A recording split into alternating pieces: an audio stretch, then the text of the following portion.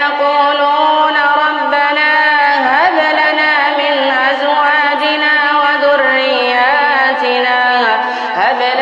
من أزواجنا وذرياتنا قرة أعين واجعلنا للمتقين إماما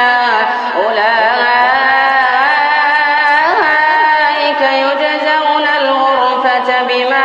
صبروا ويلقون فيها تحية وسلاما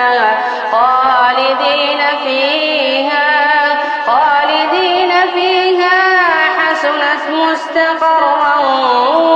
ومقاما قل ما يعبأ بكم ربي لولا